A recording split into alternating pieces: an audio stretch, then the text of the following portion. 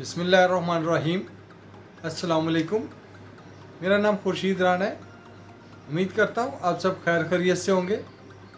अल्लाह ताला आप सबको अपने हिफ्ज़ व मान में रखे, सेहत व तंदुरुस्ती से नवाजे।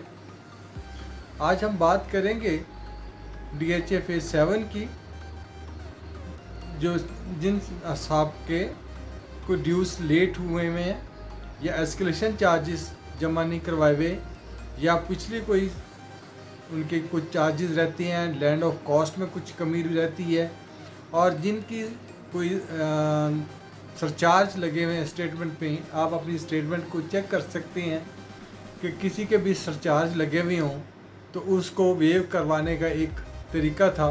तो वो मैंने कहा कि अपने सब भाइयों को इन्फॉर्म करूं कि आप अपने चार्जेस को इस तरीके से वेव करवा सकते हैं।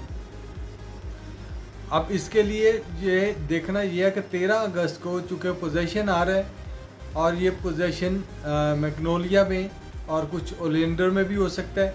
तो ऐसे आपको कोशिश ये करनी होगी कि आप 13 तारीख से पहले अपने जो ड्यूज़ हैं वो जमा करवाएं, और साथ आपके अगर वो देखें स्टेटमेंट में कुछ सरचार्ज लगे हुए हों तो आप उसकी एप्लीकेशन दे सकते हैं सरचार्ज वेव करवाने की DHA मैनेजमेंट को।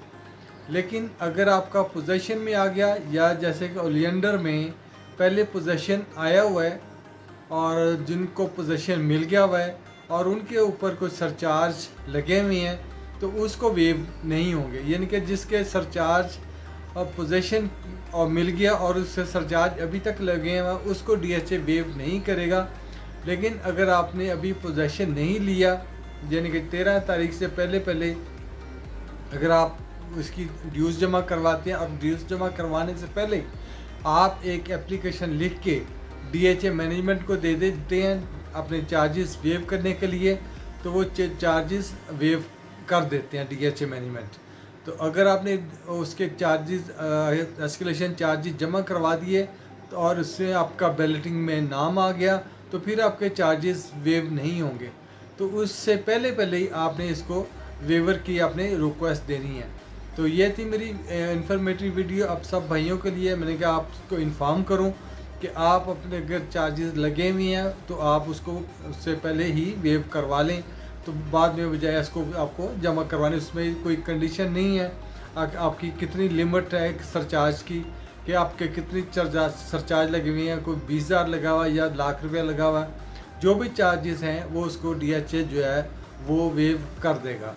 तो ये आप अपने जो स्टेटमेंट है उसको आप चेक कर लें कि उसमें सरचार्ज लगे हुए हैं कि नहीं लगे हुए। अगर नहीं लगे हुए फिर तो कोई इशू नहीं है, तो फिर तो आप एज इट इज़ 31 तारीख तक आप जमा करवा सकते हैं अपने ड्यूज़।